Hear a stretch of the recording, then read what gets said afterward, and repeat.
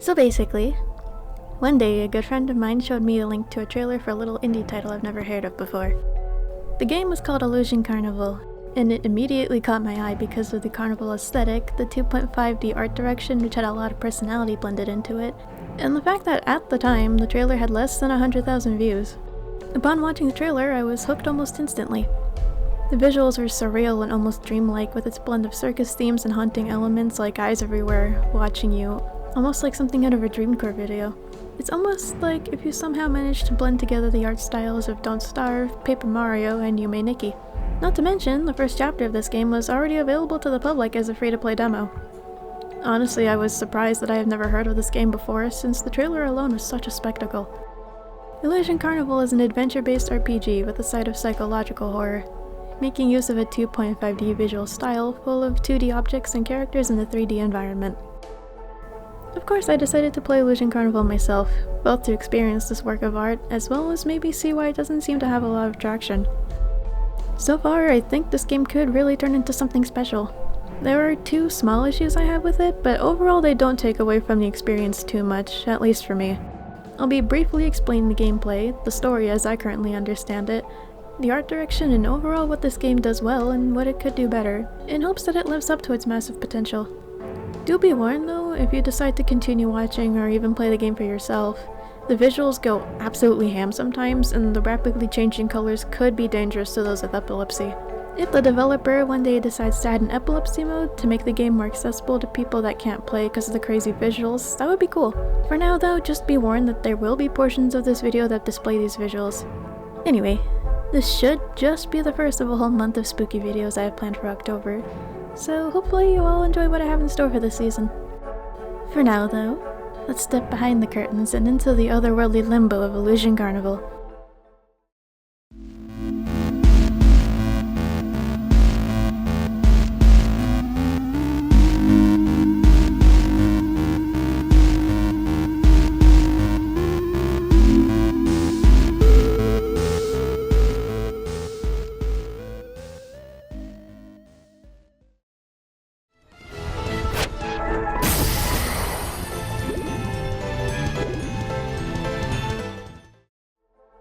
Firstly, let's talk about gameplay. Of course, the most important part of a game is how it plays, since good gameplay will drive people to play the game themselves rather than watch someone else play it. And if it's replayable, even better. The gameplay is pretty simple at the moment, with the main controls simply being WASD to move around, Shift to dash, and E to attack enemies using an item called an Ori card, which I'll explain more in the story section. There's also the option to zoom in and rotate the camera a bit just for some better control and visibility. Unfortunately, I believe the gameplay is the weakest aspect of Illusion Carnival so far. While it isn't bad, it is a bit repetitive. Large portions of the game are solely you walking around, pressing space to interact with objects, and not much else. Sometimes it does feel a bit like a walking simulator, which is unfortunate considering how beautiful this game is, but so much time is spent just walking from point A to point B or pressing space to move through dialogue. Honestly, some of the most fun parts of the game are the light bullet hell sections, where you have to carefully weave between enemies and use your Ori card to fend them off. It feels much more interactive and involved, with you having to keep an eye out for places to run to, carefully timing dashes, and charging your weapon, the Ori card, to shock as many enemies as possible. Maybe if the enemies themselves had a bit more variety than simply beelining to you and needing to be attacked once with the Ori card, it would be even better. Just some different movement and attack patterns for the enemies could be a really fun addition. This could be further enhanced by the player character themselves having extra tools for mobility, like longer dashes, the ability to block enemies, or something similar. I won't hold that against the devs though, since this is only chapter 1 and maybe they already have that in mind for later on. Who knows?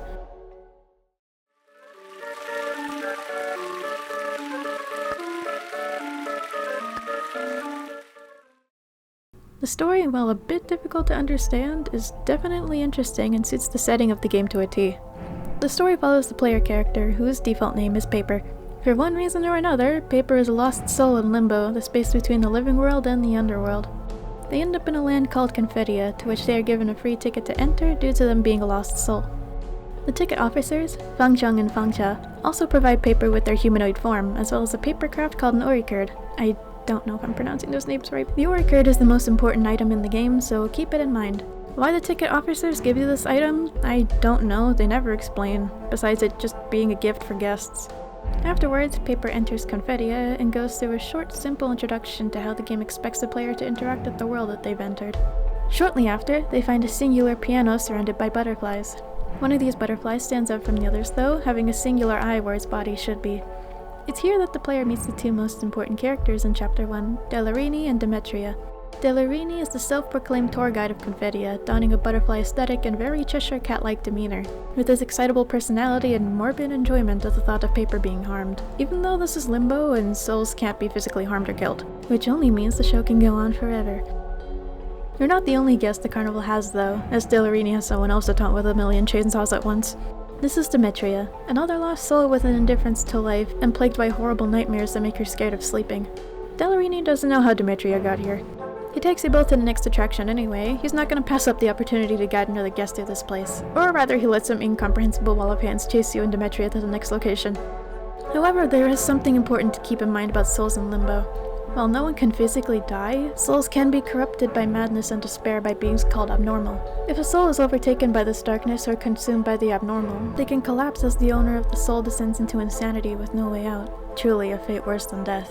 And it turns out that Paper is the abnormal's favorite type of prey, since they are completely monochrome, resembling the look of an injured soul oozing black and white, almost like a shark smelling blood in the water. The carnival you found yourself in used to be bright and colorful, but has fallen into ruin because of the abnormal currently trying to consume both you and Demetria. These creatures flood Confettia at every turn, and the only way to get rid of them is to shock them with your Ori Curd. You're able to use the power of Spirit to your advantage by reversing the harmful effects of the abnormal, purging them for good. You're the only person capable of doing this and freeing Confettia from this madness, and hopefully bringing back what Confettia used to be so long ago. How do you learn all of this? From an NPC that doesn't exist. This is Illusia. Who she is unknown. She knows about the Ori Curd though, and is the one to tell you that you're the one capable of bringing about the best ending for Confettia. Contrary to what a certain someone believes.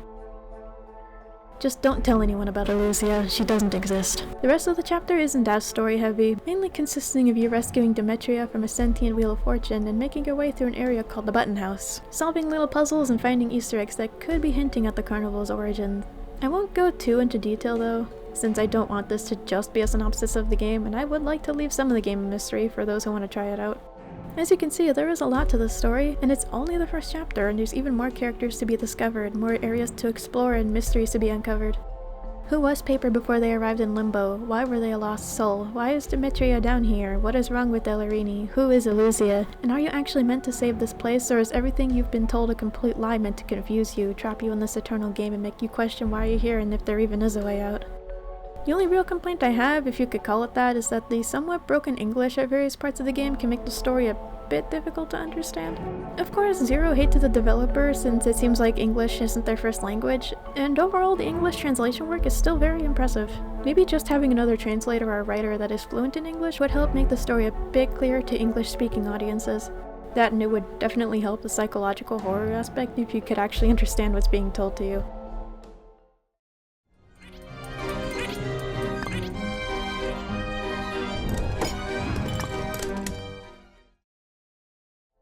Now on to what probably drew most people in, including myself.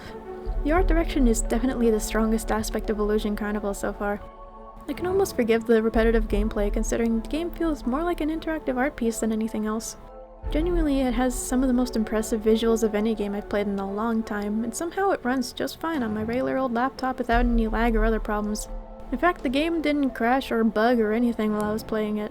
All of the art in this game is gorgeous and a joy to look at, filled to the brim with personality and charm. Kids didn't spare a single detail and made use of the space in an amazing way. They're able to blend vibrant carnival visuals along with an eerie mass of eyes and specters watching you from the abyss, awaiting the second they get to corrupt your very spirit beyond repair as you become a shell of your former self and can no longer tell what is real and what's a product of your own shattered mind, if your mind is even still there by now because you've lost track of how long you've been here. Anyway. It really feels like a blend of dreamcore and kidcore almost, two aesthetics that have gotten really popular nowadays with the rise of liminal spaces and 2000s nostalgia. A longing for that sort of childlike wonder, combined with the lingering feeling of the places and objects you think you recognize having something wrong with them. The moments where the game becomes an eye-straining, high-speed mess of moving parts adds to the experience, honestly, making you feel mesmerized, confused, and disoriented, much like Paper and Demetria as they find a way out of Limbo. Honestly, I don't really have any complaints about the art, besides the characters having some similar body types and facial features, but I'm still able to tell each of them apart because of their unique hairstyles and different outfits and such. Overall, it doesn't take away from the game, I think, it's just something I noticed. Another thing I like about the visuals is the character gallery, including full body shots of all the characters we've seen, plus some cute little doodles and trivia about each one. That and there's an entire section of the gallery dedicated to concept art, and again, it's genuinely beautiful and very inspiring to someone like me.